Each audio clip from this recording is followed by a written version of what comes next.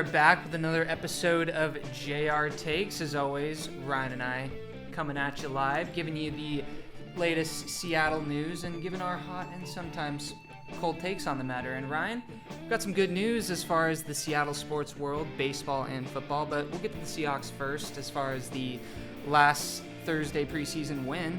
24-13 was the final, and good news too, no serious injuries during that game. Yeah, I think the worst thing that happened was Cade Johnson. Well, he actually got taken to the hospital. Yeah, I saw that, and I saw he was released. Yeah, I think he's just concussed, which just concussions can be serious injuries, but anytime anyone gets taken to the hospital, it has a really scary look to it. So the fact that it's just something that he could bounce back from, I would say overall good news. Yeah, and more good news from me specifically, Jake Bobo, coming up big on Thursday night. And I was honestly, I just like the name.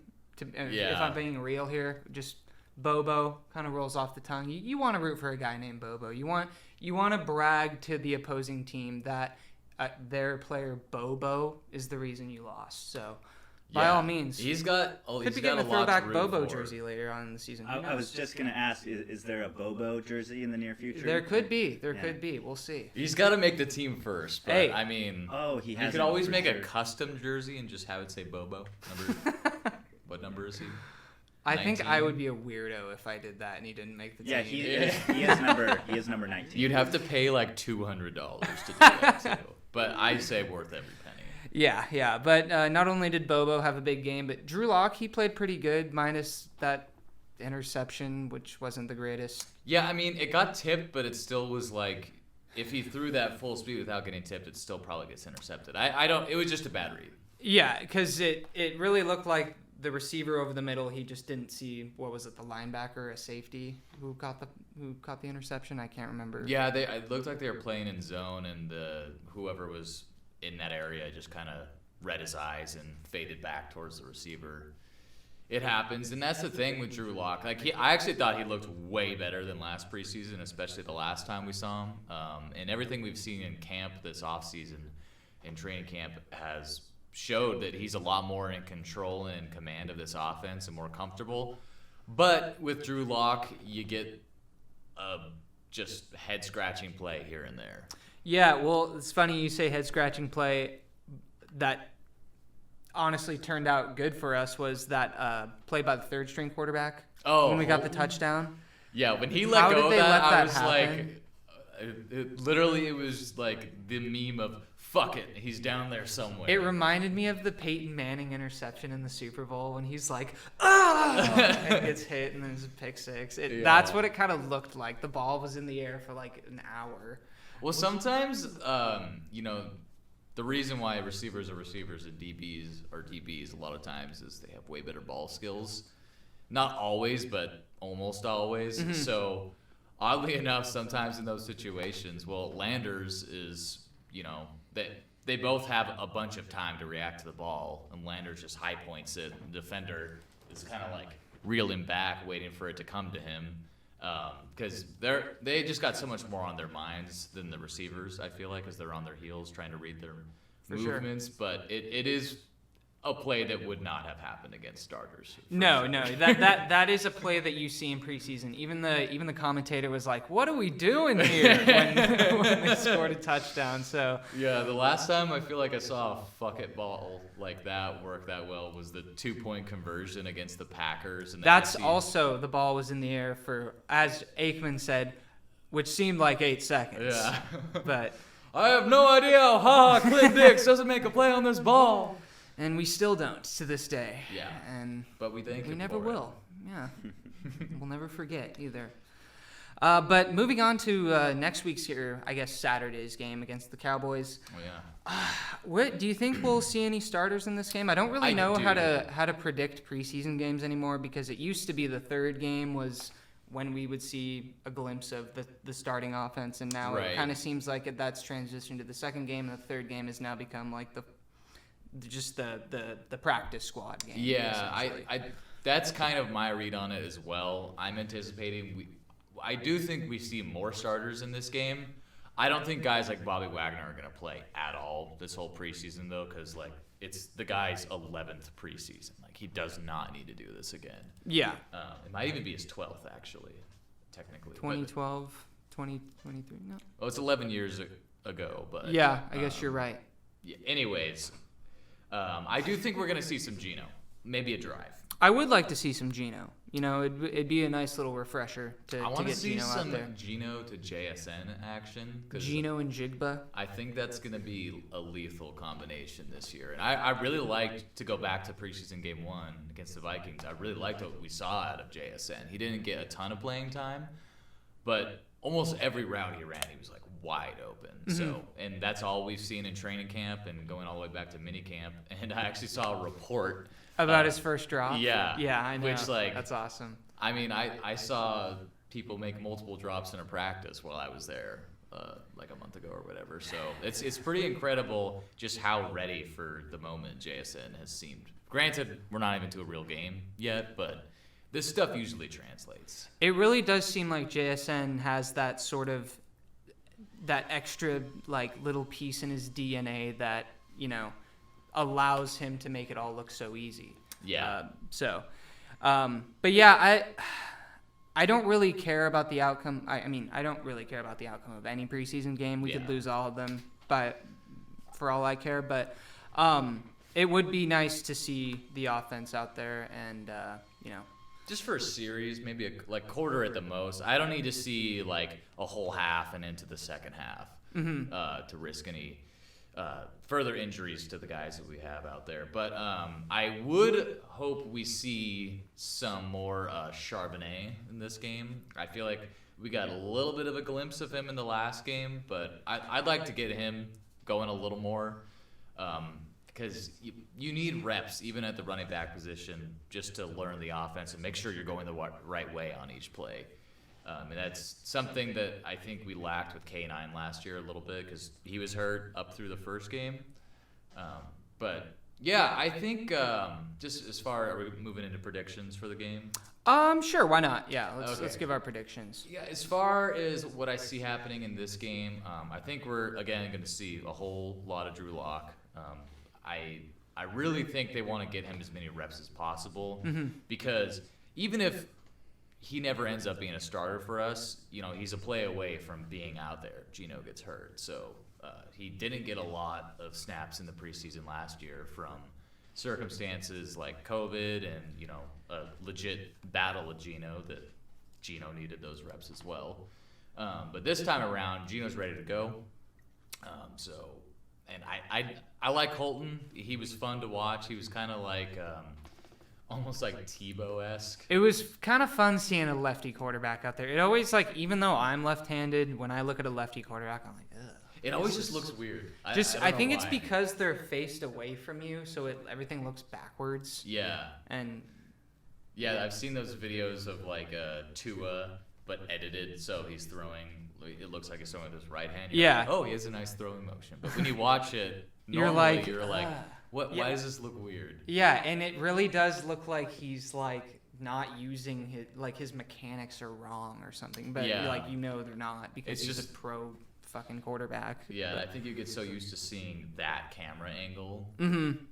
But anywho, yeah, I think we're gonna sweep the preseason this year is my prediction. I think this team. That's a hot take. Yeah, yeah, we're gonna catch up to the Ravens and their 15-game preseason winning streak or whatever it is. Are you kidding me? That's what. Well, the Ravens have not lost a preseason game since like 2017 or something like that. And it's a strange fact. It is very stupid it's that it exists, but it is also like it's kind of cool. I don't know what the numbers, Colby. Maybe you could pull this up. The Cowboys have lost like a crazy amount of preseason games. Like, really? With it since the 20th. This source is coming from a Cowboy fan, so it's not like Daniel Jeremiah pulled this stat up or anything like that. Well, Jonah, they got to be ready for the playoffs, so they got to get their practice in. Yeah, they got to be ready because they're Super Bowl bound this year, which. We'll get into this in a little bit, but the Cowboys, the 5th best receiving core in the NFL? No. They have CeeDee Lamb and Brandon Cooks. Yeah. Sorry, we'll get into that later. But I was just processing that information. I don't agree. But yeah, so you think we're gonna win? Obviously. Yeah, I With think sweep- we're gonna with the sweep. I think we're gonna put up more points in this game too. I think I'm saying 30-17. I like it. I was gonna say like 31 was gonna be my. I'm gonna say 31-21. Okay. We win by another 2 scores, and watch, now we're gonna win by a field goal because I said that. But yeah, I think we'll beat the Cowboys. They're the Cowboys. I don't think the Cowboys are gonna play many starters either. Is my prediction. The Cowboys beat us in the preseason last year, and they actually won 2 of their 3 preseason games last year. Interesting. So I don't know. Well, that Cowboys fan you heard that from lied. Yeah. Well, I definitely- think he was talking big picture, not okay. last year. I was just looking. Yeah, let's see. 2021. They Watch, they're gonna sweep the preseason. they actually lost every single game in 2021. Okay, there we go. There's some merit to this Cowboys take. There you go. 2020.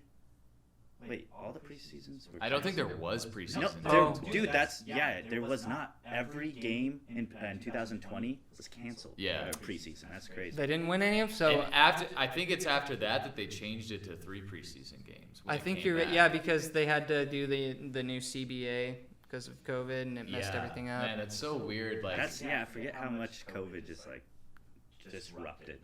I know it's Every- weird how like it's kind of been a long time from now, but it still seems like not that long ago. I don't know. That was a real mind fuck. Yeah, yeah. But, and that reminds me, Ryan. I wanted to ask you. I probably could have just looked this up before the episode started. But when do they start making cuts now that there's one less preseason It's game? after the 3rd preseason game. So I'm pretty everyone is held on to that. That's not how they used to do it, right? No, there used to be a cut to 75 and then a cut from 75 to 53, starting with the 90-man roster. And now unless I'm wrong, and I very well could be, maybe you could fact check me, Colby, but I think you go straight from 90 to 53 after that last preseason game. It's kind of brutal. Yeah, I mean, 37 people getting cut from every team. So that's like 900 players. They're trimmed to 53 by August 29th. Wow. Yeah. So they have to cut, or they have to fire that many people in one. How many people are on the roster right now? 90. Holy smokes! Yeah. That's almost that's Yeah. odd, dude. Gosh, they really got to fight for their jobs. So And it's- basically, every receiver we're gonna watch the rest of the preseason is getting cut. Yeah, and it's crazy. It's crazy 'Cause too we're not because winning. there's so many I feel like there's so many times even I can relate to in sports where you have a good connection with the coach, or they really like a play you made or something in practice, and you're like, okay, I made the team, and then you just don't because they're even if there was so many bright spots to your game, there's just so many spots to fill and so many players and mouths to feed that you just can't feed all of them. Yeah, and then adding into that, the whole contract angle, that's another huge factor when they're weighing out these decisions. So, yeah, I think John Schneider has said multiple times that cut day, and Pete Carroll too, that cut day is their least favorite day of the year. Because They have to have so many conversations. yeah, you basically got to fire 40 people in a day every year. That's, It is all in one day. They don't spread it out through a couple of days. no, they have a week to get to that number from 90. So usually it's the obvious guys that never really had a chance and were just camp bodies throughout the summer. They're the first to go, and then as you get closer, the tougher decisions and cuts get made. I'm sure they got 20 people that they're okay, these guys can go immediately. And Yeah. then as you get to Yeah, I think. I guess real quick while we're talking about it, what do you think the toughest positions to make these cuts on the Seahawks are going to be this year? Because for me, I think it's wide receiver for sure. I was going to say there's going to be a lot of talented wide receivers that we're going to have to let go because there's just not enough space on the roster. Landers, for example. I think he's a long shot to make. He has the roster. he has the size factor in He his has favor. the size, and he ran a 4.37. He's a fast, big receiver. And he had a hands problem in college from what I've heard. But he's caught everything I've seen, and he's continuing to put up highlight plays in camp and whatnot. So, to me, he's kind of a guy you look at and you're like, oh, he has a high ceiling. I do like SEC receivers too. I believe he went to Arkansas. I think right? he did. And then I think he went to Georgia before that, if I'm correct. I think you're right. But yeah, that would be a tough player to see go. But who do you got between him and Bobo? Because for me, it's Bobo. Yeah, I can't turn my back. Me, I can't Bobo- turn my back on Bobo. Let's just be clear. Quick prediction: I think Bobo makes the team. I think he's done enough. Wide receiver 1. All pro. I think with a name like Bobo, you just automatically make the team. If he doesn't, we are gonna pull a January 6th on Pete Carroll. Just kidding, I'm not like that. But it was a joke. Anyways, but yeah, I think Bobo is gonna be at least wide receiver 5 because D'Eskridge isn't gonna take up a roster spot for the first weeks of the season, so you have to fill in his spot. And so unless you only want to carry 4 wide receivers into week 1, which doesn't sound smart to me, you got to think Tariq Young is a lock.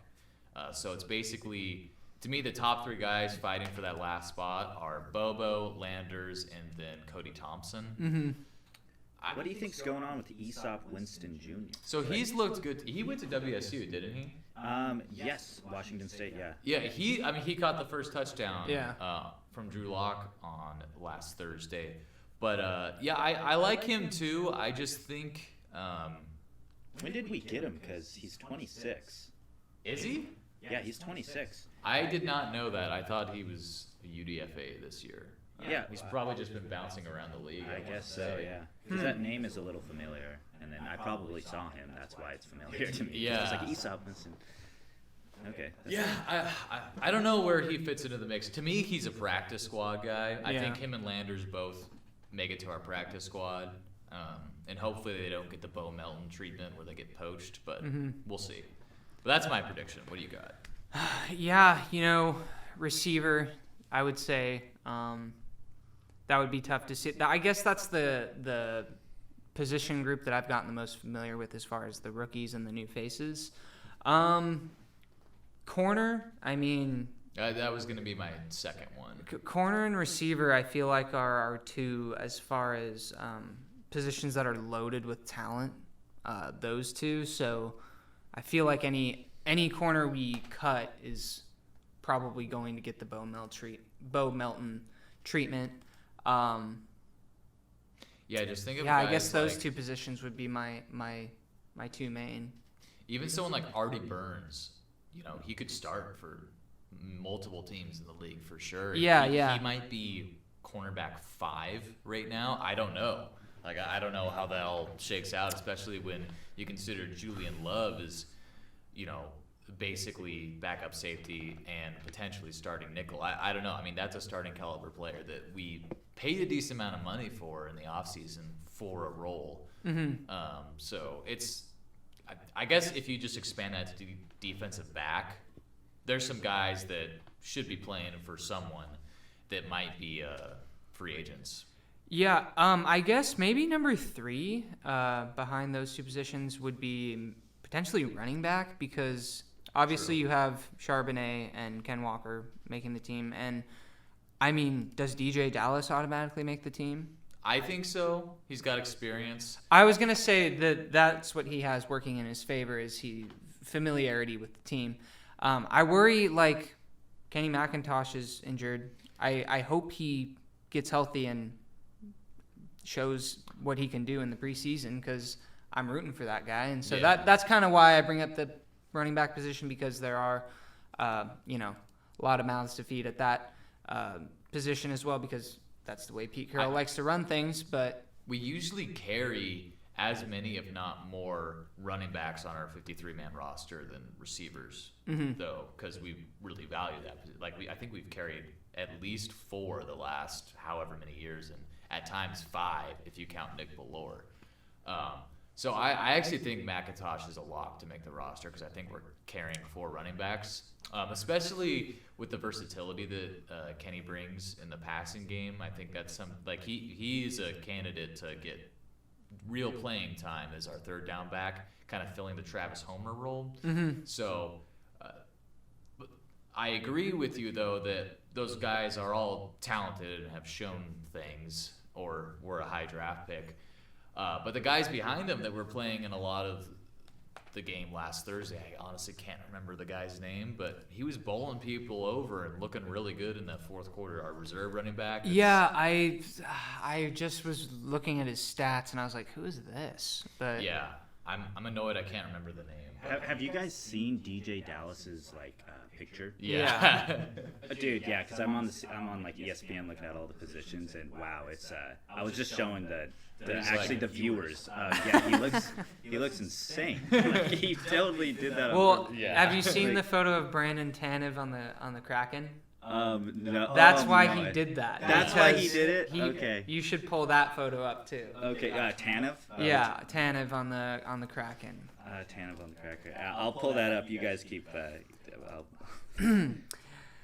Yeah, but that's essentially all I had for the upcoming preseason game. I did want to bring up the around the league, or I guess we can go to your segment and then we'll talk about the. Okay.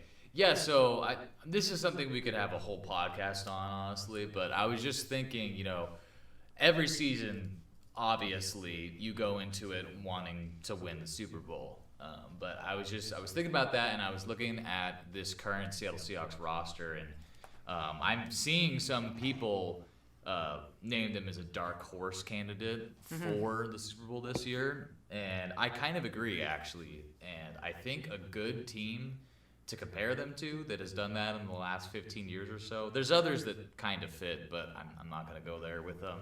The 2009 Saints came up to me as a team that I thought you were going to say the Ravens, but no, because I think our offense is going to be a lot better than that Ravens offense was.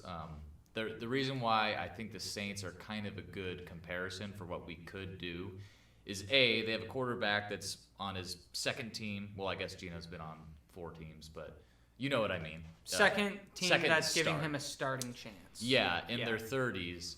And just had a renaissance, because that did happen to Drew Brees. People forget that, but he didn't flame out in San Diego, but he got replaced.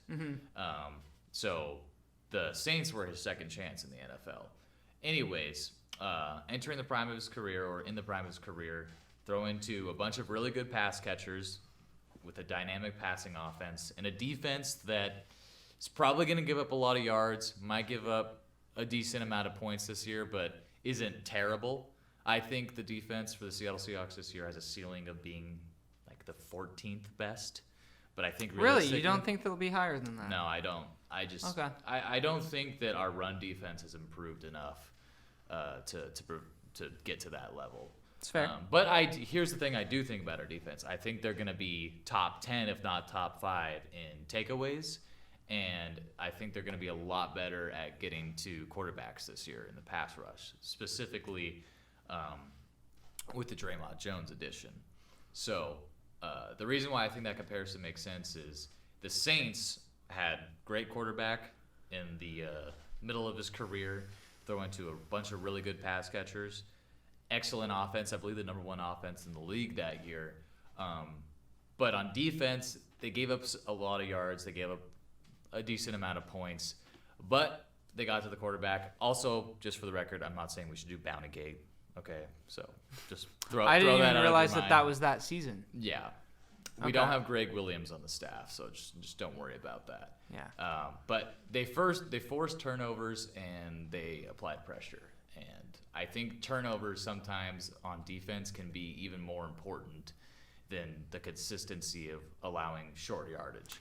Yeah, that's funny. I actually, now that you bring up this 2009 Saints, I remember that season like it was yesterday, because them and the Colts were both like 13-0 going into the week 14 or something like that.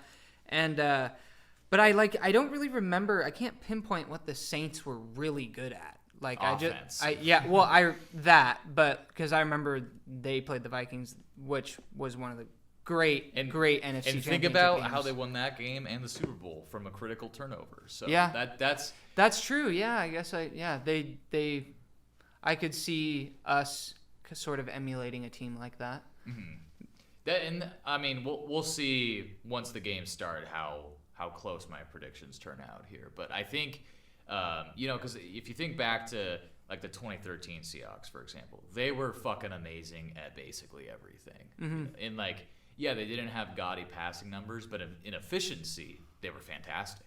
We just didn't throw the ball that much because you had a Hall of Fame running back in Marshawn Lynch and the last good line that we fielded, in my opinion.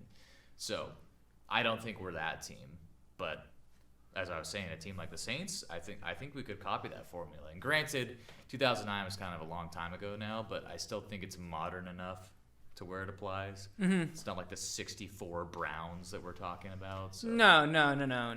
Like the late 2000s were like, I mean, I think the only big difference in today's game and back then is the big hits. Well, I mean, not the only thing, but like one of the big... The absence, you're not going to see,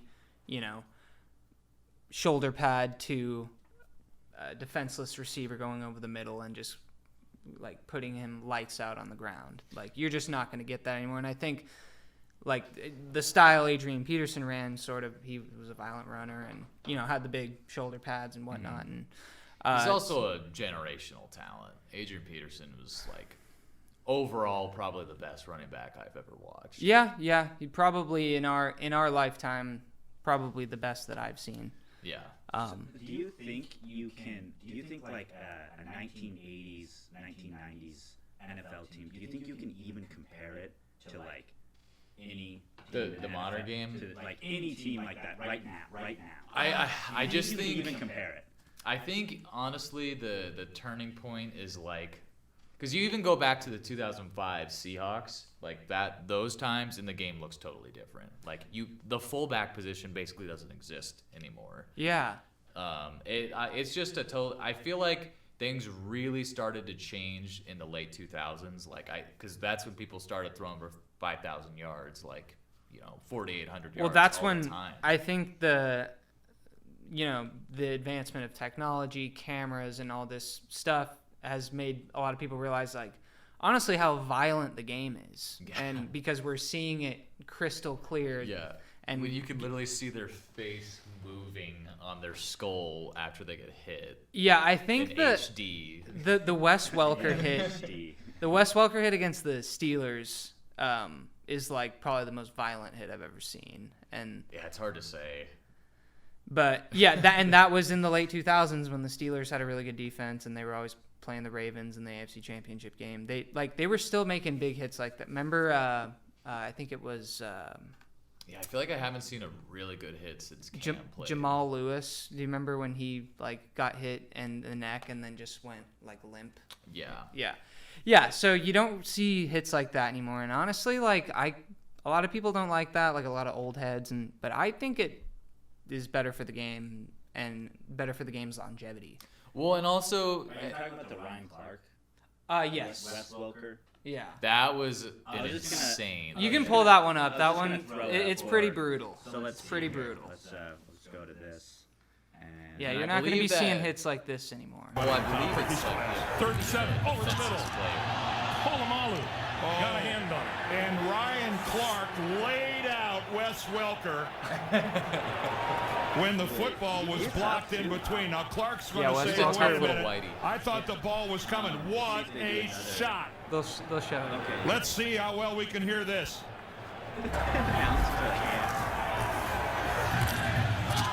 Oh my God!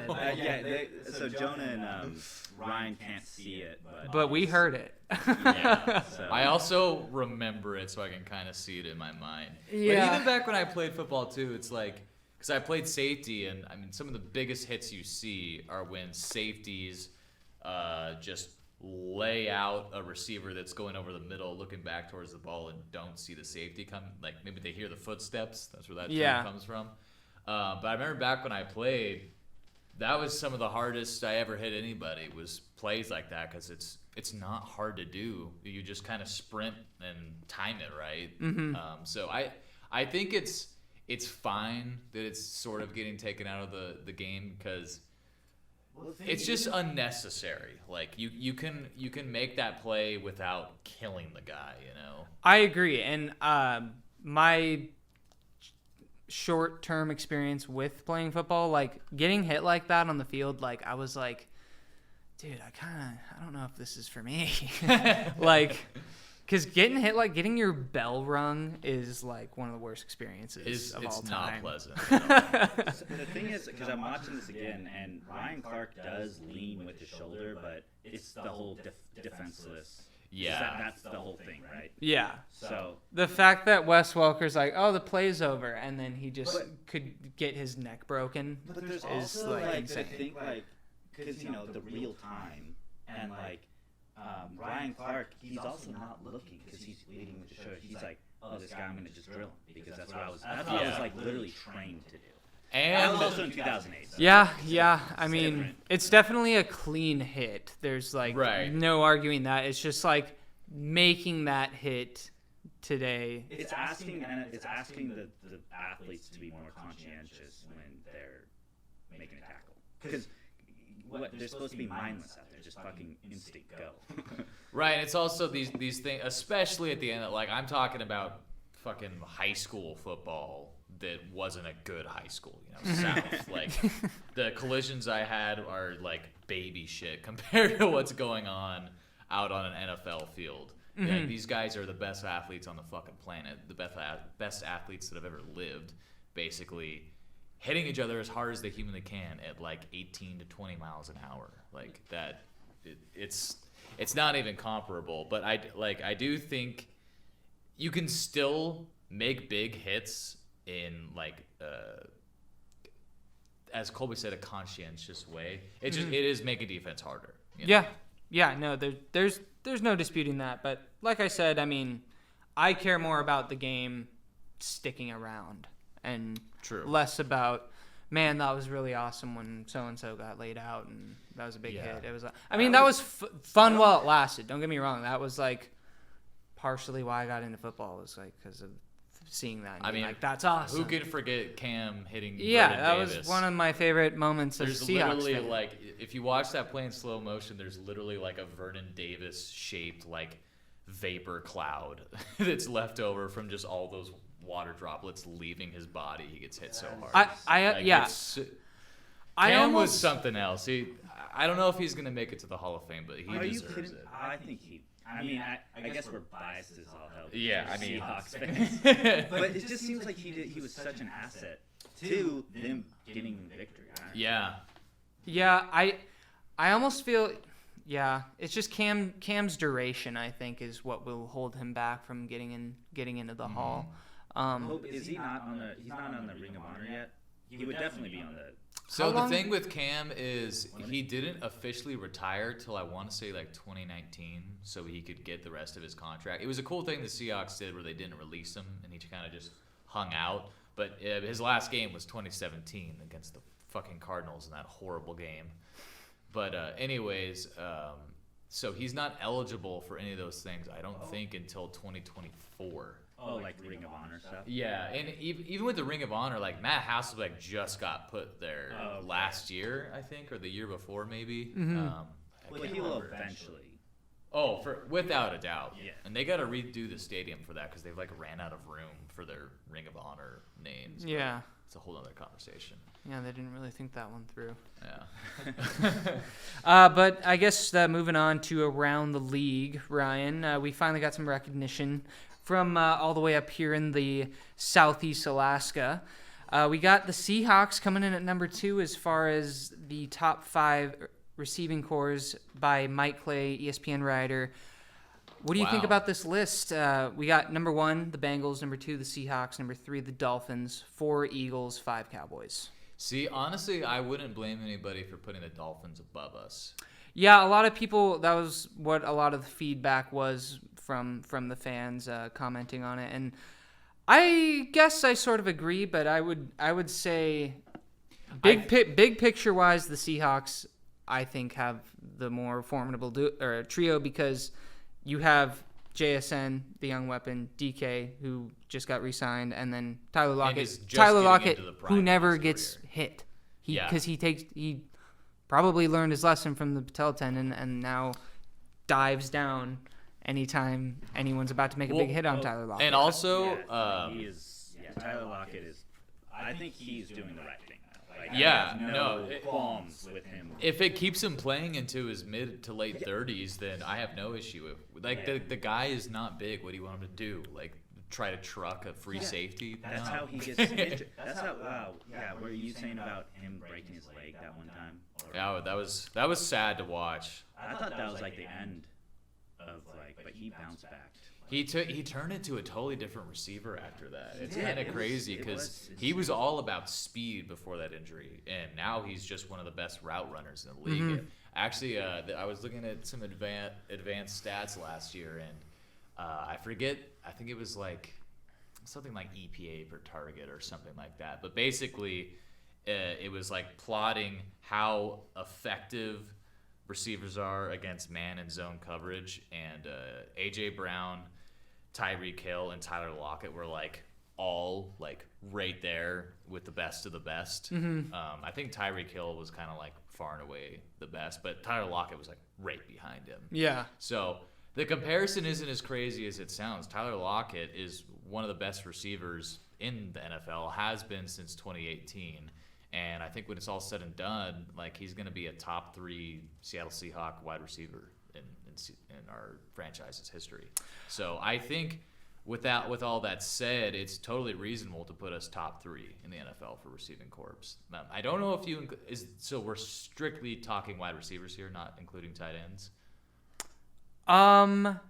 Actually, that is a good question. I can actually just fact check that right now because I know. I looked at the post today. Even so, either way, like we have a really good group of tight ends too. Like we don't have a Travis Kelce or a George Kittle or anything like that, but collectively the trio of tight ends we have and Disley, Fant, and it's wide receiver groups. Okay, but even still, like I would put our tight end group up with a lot of other tight end rooms in the NFL. Yeah, I would agree, and especially I feel like Colby Parkinson has really kind of shown us that he has hands, and he's not just a big body to throw out in the blocking side of things. Well, yeah, and like I think it took about 2 years for him to really like bulk up to NFL tight end like strength level. Because if you go back to his rookie year, he was a huge man still, but he was like kind of scrawny compared to how he is now. So I think that's been a factor in why he was a lot more utilized last year. Yeah, that's essentially all I had for the Seahawks this week. If you want anything else to add, otherwise we can. I think I've blathered on about enough about them. So moving on to the M's, they won earlier today. They beat the Royals, which was actually a really stressful game, and Julio went 5 for 5 and had a go-ahead 3-run home run in the top of the 8th. Colby, I don't know if you want to pull that bad boy up, but it was a pretty awesome moment just because the Royals have won like 30-something games this year, but like they're terrible.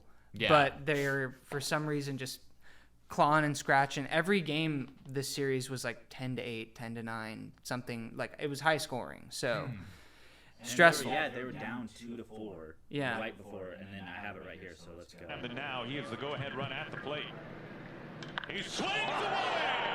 Julio with an absolute nuke out to left field.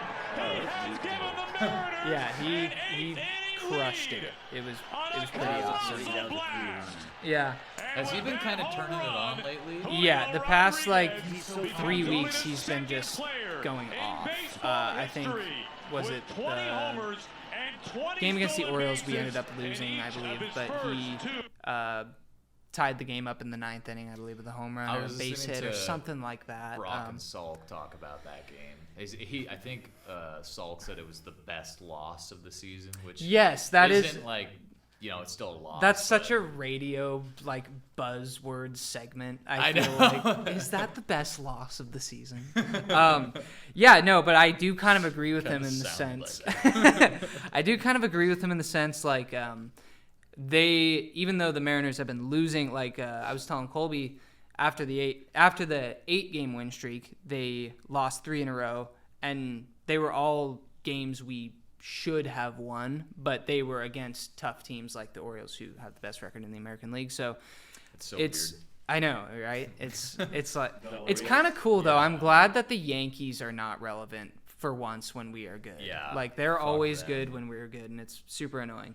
But yeah, it's pretty awesome seeing Julio and the boys coming alive to end the season. We're only 3 back behind the Astros, and if the Astros can start dropping games and the Blue Jays can start winning and we can keep winning, then the Astros might not even make the playoffs, which That'd be would be awesome. like almost as good as us making the playoffs. But yeah, very, very excited to see what's in store the next month. Just given the fact that, I mean, if we win those 3 games that we lost, I know that's kind of a silly statement given that, I mean, we lost 3 in a row. So yeah, we needed to win all 3 of those, but we could have, and we'd be staring at a 14-game win streak right now if we had won those 3 games that we were in the thick of winning.